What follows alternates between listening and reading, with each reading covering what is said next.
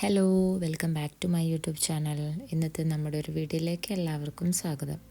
ഇന്നത്തെ വീഡിയോ എന്താണെന്ന് വെച്ചാൽ അയാനുവിൻ്റെ ഒരു സ്കൂട്ടറാണ് കേട്ടോ. ഇത് കുട്ടികളുടെ സ്കൂട്ടർ, മിനി സ്കൂട്ടർ അങ്ങനെയൊക്കെ പറയും, ഇതിന് കിക്ക് സ്കൂട്ടർ എന്നൊക്കെ പറയും. അപ്പോൾ ഈ സ്കൂട്ടർ മോഷണം പോയിട്ടോ കൊറിയയിൽ നിന്ന്. നമുക്കിത് ആദ്യമായിട്ടുള്ളൊരു അനുഭവമാണ്, ഒരു മോഷണം, അതും കൊറിയയിൽ വെച്ചിട്ട് എന്നുള്ളത്. ഇപ്പം അയാനുവിൻ്റെ സ്കൂളിൽ നിന്നാണ് ഇത് നഷ്ടമായത്. എങ്ങനെ ഇത് മിസ്സായതെന്ന് വെച്ചാൽ അയാനുവിനെ ഞാൻ സ്കൂളിൽ നിന്ന് കൊണ്ടുവരാൻ വേണ്ടിയിട്ട് പോയതാണ് കേട്ടോ. ഇതാണ് സ്കൂൾ അയാനുവിൻ്റെ. അപ്പോൾ ഇവിടെ നിന്നിട്ടാണ് മോഷണം പോകുന്നത്. ഇവിടെ ഡേ കെയർ ഉണ്ട് കേട്ടോ, അതേപോലെ കിൻഡർ ഗാർഡൻ, LKG ഒക്കെ വരുന്നുണ്ട്. അപ്പോൾ ഡേ കെയറിലുള്ള കുട്ടികളുടെ സ്ട്രോളറൊക്കെ ഉണ്ടായിരുന്നു.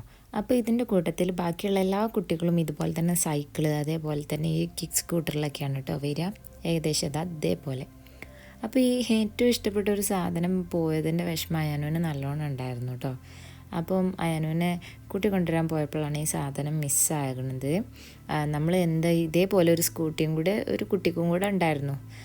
അപ്പോൾ ഞങ്ങൾ വിചാരിച്ചു ഇനിയിപ്പോൾ മാറിപ്പോയതാണെങ്കിലും ആ കുട്ടീൻ്റെത് കാണണമല്ലോ എന്നിങ്ങനെ വിചാരിച്ചു.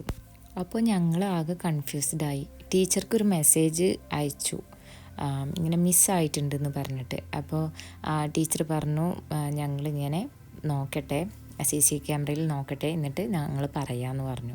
അപ്പോഴാണ് ഈ ഒരു വീഡിയോ കണ്ടത്. ഈ വീഡിയോ കണ്ടപ്പോൾ സത്യം പറഞ്ഞാൽ നല്ല വിഷമമായി. കാരണം ചെറിയൊരു കുട്ടി, നമ്മുടെ അയാനുവിൻ്റെ ഒരു 2 വയസ്സൊക്കെ കൂടുതലുള്ളൂ തോന്നുന്നു, ഇത്ര പോകുന്നൊരു കുട്ടി തന്നെ ഇതിങ്ങനെ എടുത്തു പോകാമെന്ന് കണ്ടപ്പോൾ ഭയങ്കര വിഷമമായിട്ടോ.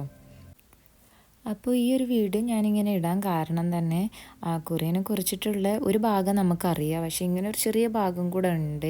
അപ്പോൾ ഞാൻ ബ്ലർ ചെയ്തിട്ടാണ് ഈ വീഡിയോ കാണിക്കുന്നത്, കാരണം കുട്ടികളെ കാണിക്കാൻ പറ്റില്ല എന്ന് വിചാരിച്ചിട്ട്.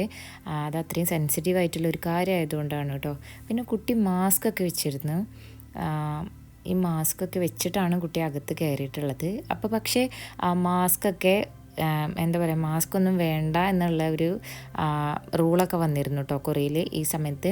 പക്ഷേ അപ്പോഴും കുട്ടി എന്ത് ചെയ്തു, മാസ്ക് ഒക്കെ ഇട്ടിട്ടാണ് വന്നത് കേട്ടോ.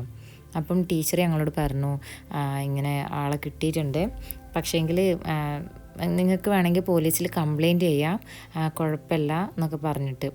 പക്ഷേ ഞങ്ങൾ കംപ്ലയിൻറ്റ് ചെയ്യാൻ നിന്നിട്ടില്ല കേട്ടോ, കാരണം കുട്ടിക്ക് അതൊരു ദോഷമാവണ്ടല്ലോ എന്ന് വിചാരിച്ചിട്ട്. ഇതിൽ കണ്ടാൽ തന്നെ അറിയാം, ഒരു വേറെ സ്കൂട്ടി കുട്ടിക്ക് ഇഷ്ടമായിട്ട്, പിന്നെ അയാനുവിൻ്റെ സ്കൂട്ടിയാണ് അവ എടുത്തിട്ട് പോണത്. അത് എടുത്തിട്ട് പോകാൻ നിൽക്കുന്ന ആ ഒരു ടൈമിൽ തന്നെ അവൻ ഇത് ഇഷ്ടമായിട്ട് ഇതെടുത്ത് പോയി.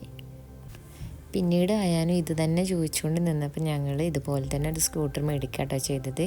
ഇതിന് കുറച്ച് ഡിഫറൻസ് ഉണ്ട്. ഒരു ഓറഞ്ച് ടൈപ്പ് അഡ്ജസ്റ്റ് ചെയ്യാനുള്ളതുണ്ടായിരുന്നു ലെങ്ത്ത്, ഇതിനതില്ല കേട്ടോ.